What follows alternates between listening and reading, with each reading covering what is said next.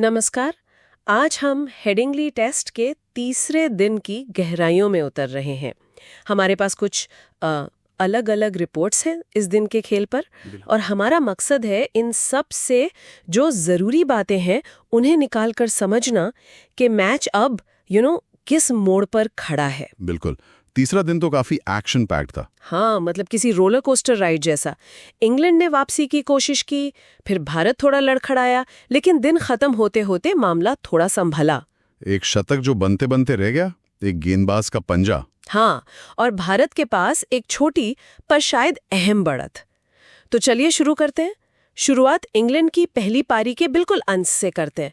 वो 465 पर all out हुए, भारत के 471 से, मतलब सिर्फ 6 रन पीछे रह गए। सिर्फ 6 रन, हाँ। और हैरी ब्रुक 99 पर आउट। सोचिए, 3 कैच छूटे थे उनके, फिर भी सेंचुरी नहीं हुई। कितना नाटकीय रहा होगा वो। बिल्कुल। और दिलचस्प ये भी है कि 3 मौके मिलने के बाद भी इंग्लैंड स्कोर बराबर नहीं कर पाया या बढ़त नहीं ले पाया। ये 6 रन की कमी मेरे ख्याल से दिमागी तौर पर इंग्लैंड को चुभेगी जरूर। सही बात है। ब्रूक की पारी, वो 99 का आंकड़ा, दर्शकों का रिएक्शन, ये सब खेल का तनाव दिखाता है। अच्छा, अब आते हैं भारत के स्टार पर, जसप्रीत बुमराह। 5 विकेट लिए उन्होंने। कमाल की गेंदबाजी। हाँ, और इंग्लैंड की पारी को समेटा। इसी वजह से भारत को वो मामूली सी बढ़त मिली।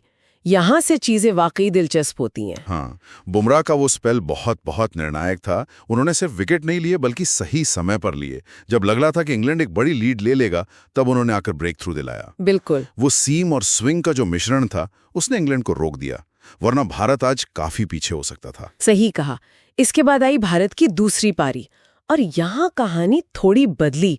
यशस्वी जायसवाल वो जल्दी आउट हो गए, सिर्फ 4 रन। हाँ, शुरुआत अच्छी नहीं रही। और फिर जय सुदर्शन 21 रन पर खेल रहे थे, बेन स्टोक्स ने उन्हें बोल्ड कर दिया। वही स्टोक्स जो बल्ले से निराश थे, 20 पर आउट होकर बल्ला भी पटका था उन्होंने। हाँ, ये इंटरेस्टिंग है। स्टोक्स का गेंद से विकेट लेना, खासकर अपने बल्लेबाजी की फ्रस्ट्रेशन के बाद, ये दिखाता है कि वो कितने बड़े इम्पैक्ट प्लेयर हैं। बिल्कुल। तो सवाल ये उठता है कि स्टोक्स का ये ऑलराउंड खेल आगे कितना मायने रखेगा। ये मैच के नतीजे के लिए बहुत अहम हो सकता है।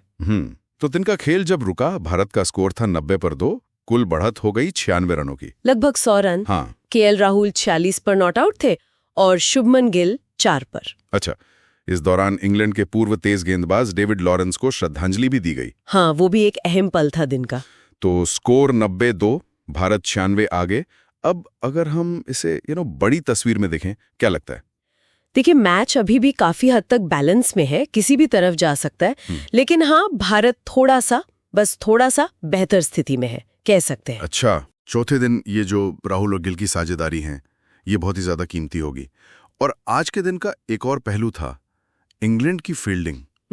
वो छूटे कैच और दूसरी तरफ बुमराह की शानदार गेंदबाजी, वो फर्क साफ दिखा। हाँ, वो कैच वाकई महंगे पड़ सकते हैं इंग्लैंड को।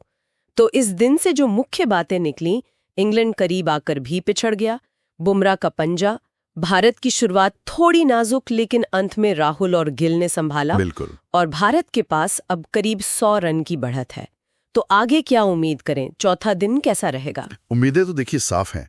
भारत चाहेगा कि ये बढ़त कम से कम 250 बल्कि 300 के आसपास पहुंचे, ताकि इंग्लैंड पर चौथी पारी में पूरा दबाव डाला जा सके। हाँ, एक सुरक्षित स्कोर। बिल्कुल। और इंग्लैंड वो चाहेगा कि सुबह के सेशन में जल्दी से जल्दी विकेट मिले, राहुल और गिल की ये साझेदारी टूटे। पिच अब ऐसा लग रहा है गेंदबाजों को और मदद देगी, स्पिन भी और सीम भी। तो गेंदबाजों का रोल और बड़ा हो जाएगा। तो मतलब गेंदबाजों के लिए मददगार पिच है, भारत के सेट बल्लेबाज क्रीज पर हैं। अंत में एक सवाल यही है, क्या चौथा दिन निर्णायक रूप से मैच का रुख तय कर देगा, या फिर इंग्लैंड के गेंदबाज कोई और ट्विस्ट लेकर आएंगे? यही देखने वाली बात होगी। कल का दिन बहुत अहम होने वाला।